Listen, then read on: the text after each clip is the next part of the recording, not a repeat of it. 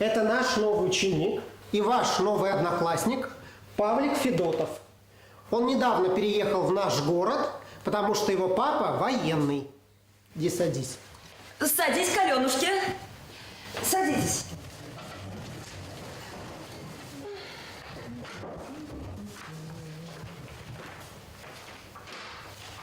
Итак, третий В, скажите мне, что вы прочитали за прошедшие каникулы? Буратино! Винни-Пух!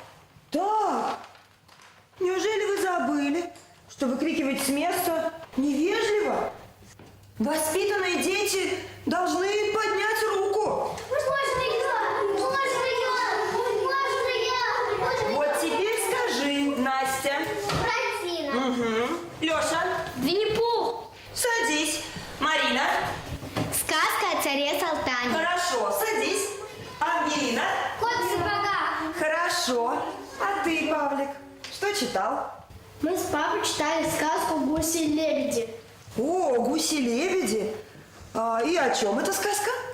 Сказка о том, как гуси-лебеди украли мальчика и утащили его в лес, в избушку Бабы-Яги. Но его сестра по следам разыскала эту избушку. Потом произошло следующее.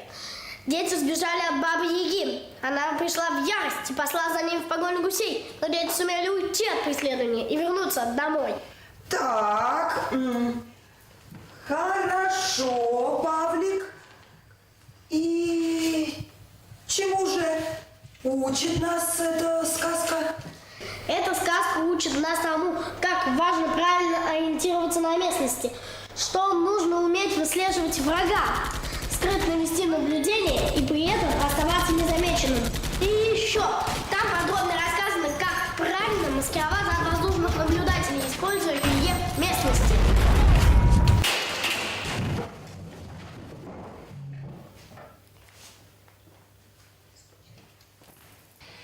Молодец.